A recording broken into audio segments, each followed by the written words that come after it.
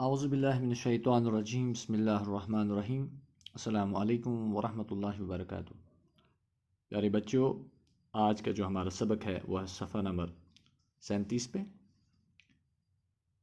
سبق نمبر 7 سیتا جی کی آہوازاری نظم ہے یہ، اور صفحہ نمبر 37 ہم براہ راست چلتے ہیں آگے صفحہ نمبر 37 کی طرف۔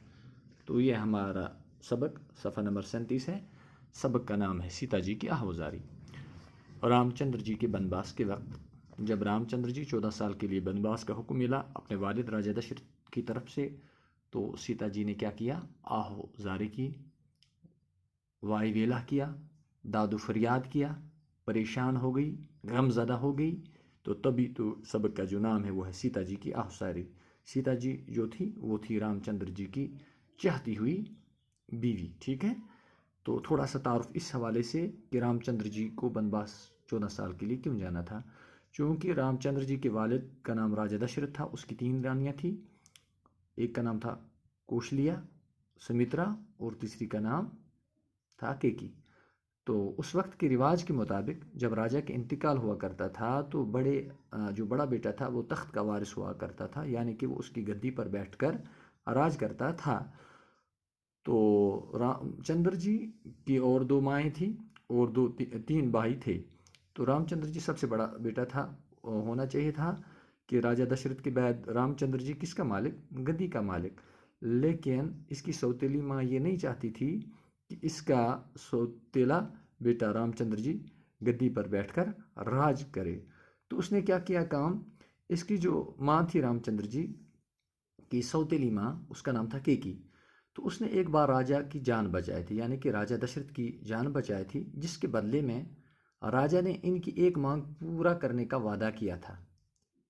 کس کا؟ کہ کیکی کو کہا تھا کہ جو آپ ایک مانگ کرو گے میں اس مانگ کو پورا کروں گا۔ راجا دشرت نے کہا تھا۔ کیکی نے اس موقع کو غنیمت جانا جب کہ راجا دشرت کے انتقال کا وقت قریب آیا، تو اس نے یہ مانگ کی کہ رام چندر جی کو 14 سال بنواس دیا جائے اور بھرت کو گدی پر بٹھایا جائے۔ کہا کہ آپ یہ حکم دیجئے کہ جو آپ کا بڑا بیٹا ہے رام چندر جی، اس کو 14 سال کے لیے جنگل دیا جائے، اور میرے جو وطن سے میرا جو بیٹا ہے بھرت، اس کو گدی پر بٹھایا جائے۔ تو یہ تھا تعارف مختصر سا کہ رام چندر جی کو بنواس کیوں جانا تھا۔ جب رام چندر جی کو اب بنواس کا حکم ملا تو سیتا جی آہوازاری کرنے لگی، وائی ویلا کرنے لگی، فریاد کرنے لگی، افسوس کرنے لگی۔ یہ ہے سبق کا نام رام چندر جی کے بنواس کے وقت کیا ہوا، سنو۔ ہمراہ اپنے بن کو مجھے ناتھ لے چلو، ریکھا تمہارے چرنوں کی ہوں ساتھ لے چلو۔ نازک ہے میرا شیشہ دل ٹوٹ جائے گا، چھوٹا تمہارا ساتھ تو جی چھوٹ جائے گا۔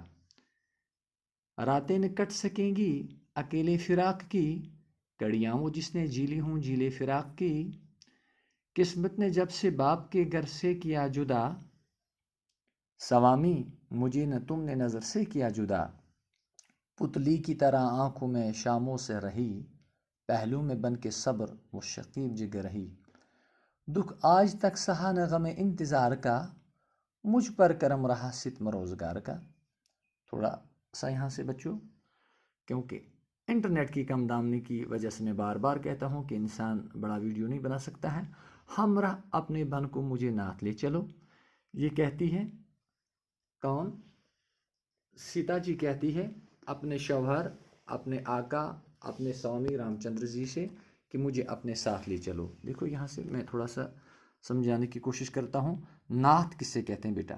ناتھ کہتے ہیں آقا، شوہر کو۔ ریکھا ہوتی ہے، ریکھا کسی نشان، اس پاؤں کی لکیر ہو، ہاں۔ چرن کہتے ہیں قدم، سوامی ہوا آقا، شوہر۔ شکیب ہوا برداشت کرنا، ٹھیک ہے، صبر کرنا۔ ستم روزگار ہوا زمانے کی سختیاں۔ ہر کہتے ہیں بھگوان شوہر کو، پتمبر ہوتا ہے زرد رنگ کا ریشمی کپڑا۔ یہاں کہتے ہیں ہمراہ اپنے بھن کو مجھے ناتھ لے چلو۔ سیتا جی کہتی ہے میرے سوامی، میرے آقا، میں آپ کی پاؤں کی لکیر ہوں، یعنی کہ عاجزی کرتی ہے، اپنے آپ کو پست سمجھتی ہے۔ پست سمجھ کر مطلب داد و فریاد کرتے ہیں کہ ہمراہ یعنی کہ اپنے ساتھ، ہمراہ جس راستے کو، جنگل کو آپ جاؤ گے مجھے بھی اپنے ساتھ لے چلو۔ ریکھا تمہارے چرنوں کی ہوں ساتھ لے چلو۔ سیتا کہتی ہے اشعار کے اندر میں آپ کے، ریکھا کہتے ہیں لکیر کو، یعنی کہ میں آپ کی پاؤں کی لکیر ہوں، میں آپ کے قدم ہوں، میں آپ کے پاؤں ہوں، مجھے اپنے ساتھ لے چلو۔ جس طرح سے انسان کام کرتا ہے، چلنے میں کون مدد دیتے ہیں انسان کو؟ یعنی کہ پاؤں تو چلتے ہیں، قدم تو اٹھتے ہیں، یہ کہتے میں آپ کے پاؤں ہوں، مجھے ساتھ لے چلو، مجھے یہاں مت چھوڑو۔ کیوں؟ کیونکہ یہ اس کی چاہتی ہوئی بیوی تھی، مطلب ان کو آپس میں بہت زیادہ دل لگی تھی، اس لیے اس نظم کے اندر یہ کہا گیا ہے، دیکھو مطلب عاجزی کے ساتھ، انکساری کے ساتھ یہ اپنے سوامی، اپنے آقا سے کہتی ہے، اپنے شوہر سے کہتی ہے کہ میں آپ کے بغیر نہیں رہ پاؤں گی، تو مجھے اپنے ساتھ لے چلو۔ نازک ہے میرا شیشہ دل ٹوٹ جائے گا۔ رام چندر جی سے مخاطب ہو کر کہتی ہے کہ رام چندر جی میرے آقا، اگر آپ مجھے یہاں چھوڑو گے تو میرا جو دل ہے یہ شیشے کی طرح یہ ٹوٹ جائے گا، چھوٹا تمہارا ساتھ تو جی چھوٹ جائے گا۔ جب میں آپ سے جدا ہو جاؤں گی، جب میں الگ آپ سے ہو جاؤں گی، تو میرا جی جو ہے، میرا جو دل ہے یہ چھوٹ جائے گا، یہ الگ تھلگ ہو جائے گا، ہاں یہ بے قرار ہو جائے گا، یہ ٹوٹ جائے گا، پھر کوئی اس کا ویلیو نہیں ہے۔ راتیں نہ کٹ سکیں گی اکیلے فراق کی، کڑیاں وہ جس نے جی لی ہوں جیلے فراق کی، راتیں نہیں کٹ سکیں گی اکیلے فراق کی۔ فراق سے یہاں پہ مراد ہے، مطلب ہے محبوب۔ کیا ہے بچوں؟ میں بتا دیتا ہوں فراق کا جو لغت میں معنی ہے، فراق کہتے ہیں وہ جو اپنے پیارے اور عزیز سے جدا ہو، اسے فراق کہتے ہیں، ٹھیک ہے؟ فراق کسے کہتے ہیں؟ راتیں نہیں کٹ سکیں گی اکیلے فراق کی، میں آپ کے بغیر وقت نہیں گزار سکتی ہوں، میں آپ کے بغیر نہیں رہ سکتی ہوں۔ فراق کا معنی یہاں پہ آپ دھیان سے سمجھیے، فراق کہتے ہیں وہ جو اپنے پیارے اور عزیز سے جدا ہو۔ یہ کسے جدا ہوتی تھی؟ اپنے پیارے سے، اپنے محبوب سے، اپنے پتی سے، اپنے شوہر سے، رام چندر سے جی سے، اس لیے کہتی ہے کہ میں آپ کے بغیر اکیلی نہیں رہ سکتی ہوں۔ کڑیاں وہ جس نے جی لی ہوں جیلے فراق کی، میرے محبوب میں نے آپ کے بغیر جو گھڑیاں گزاری ہیں، وقت گزارا ہے، وہ آپ کے بغیر آج تک نہیں گزارا ہے۔ آج آپ مجھے چھوڑ کر کیوں چلے جاتے ہو؟ اگر جاتے ہو تو مجھے ساتھ لے چلو۔ کہتی ہیں قسمت نے جب سے باپ کے گھر سے کیا جدا، مقدر نے، تقدیر نے، اجل نے جب آپ سے میرا یہ جو رشتہ جوڑا، جب میں اب قسمت کی وجہ سے، تقدیر کی وجہ سے جب میں اپنے مائکے، اپنے گھر والوں کو چھوڑ کر آئی ہوں، سوامی میرے آقا، میرے شوہر، سوامی، ہاں یعنی کیا مطلب ہے یہاں پہ؟ سوامی یعنی کہ میرے آقا، میرے شوہر، مجھے نہ تم نے نظر سے کیا جدا، تب سے آج تک مجھے آپ نے اپنی نظروں سے اوجھل نہیں کیا، دور نہیں کیا، آپ نے مجھے اپنی نظروں کے نیچے رکھا، قریب رکھا، پیار سے رکھا، لیکن آج آپ مجھے چھوڑ کے اور کیوں چلے جاتے ہو؟ اور یہاں دوسرا شعر ہے، پتلی کی طرح آنکھوں میں شام و سحر رہی، پہلو میں بن کے صبر و شکیب جگر رہی۔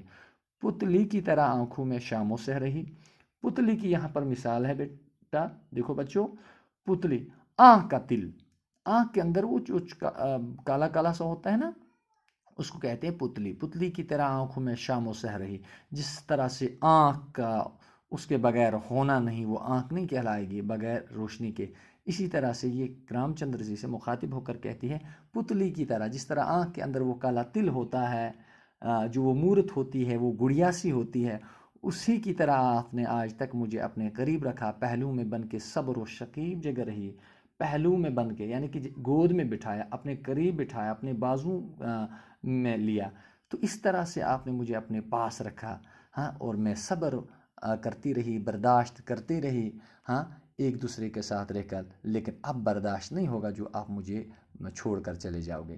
دکھ آج تک سہا نہ غم میں انتظار کا، دکھ آج تک نہ سہا نہ غم میں انتظار کا، مجھے شاید اسی غم کا انتظار تھا جو آج تک میں برداشت کرتے رہی۔ مجھ پر کرم رہا ستم روزگار کا، مجھ پر کرم رہا، مجھ پر مہربانی رہی ستم روزگار کا، جو وقت کی پریشانیاں تھی، جو وقت کا کیا کہتے ہیں ستم روزگار، جو وقت کی زمانے کی سختیاں تھیں، وہ شاید میرے اوپر نہیں آتی تھی، شاید اسی وقت کا انتظار تھا کہ وہ پریشانیاں آج میرے اوپر آنے جا رہی ہیں۔ تو صدمے تمہارے ہجر کے کیوں کر اٹھاؤں گی، صدمے پریشانیاں میں کس طرح سے اٹھاؤں گی جو آپ مجھے چھوڑ کر چلے جاؤ گے، میں مر مٹوں گی، دکھ جو یہ دم بھر اٹھاؤں گی، میں مروں گی، مٹ جاؤں گی، ختم ہو جاؤں گی، لیکن میں ذرا بر بھی یہ دکھ اٹھا نہیں پاؤں گی۔ تو پیارے بچوں، کچھ اشعار جو تھے جن کی میں نے تھوڑی سی تشریح کی، سمجھانے کی کوشش کی۔ امید کرتا ہوں کہ آپ کو کسی حد تک یہ جو اشعار ہیں سمجھ آ چکے ہوں گے۔ آگے اس کا جو آدھا سبق بچتا ہے وہ انشاءاللہ کل، کیونکہ وقت انٹرنیٹ کی کم دامنی کی وجہ سے میں اس سے اگر پڑھنے میں تو خیر انسان ابھی پوری کی پوری لیسن پڑھ لے، پوری کی پوری کتاب پڑھ لے، لیکن میری یہی کوشش رہتی ہے کہ آپ کو کچھ سمجھ آ جائے، آپ کے ذہن میں کچھ ہو جائے، وہ سمجھ آئے کہ جو سبق کا بنیادی مقصد ہے، جو مطلب ہے، میں کوشش کروں گا انشاءاللہ تعالی۔ جو باقی کچھ اشعار بچتے ہیں، یعنی کہ اس لیسن کا آدھا سبق یا آدھی نظم، وہ انشاءاللہ کل سمجھانے کی کوشش کروں گا۔ امید کرتا ہوں کہ آپ بھی دلچسپی سے ذہن میں رکھ کر اس کو اپنی کاپی پہ، نوٹ بک پہ نوٹ کرو گے اور سمجھنے کی اور یاد کرنے کی کوشش کرو گے۔ تب تک کے لیے شکریہ، السلام علیکم۔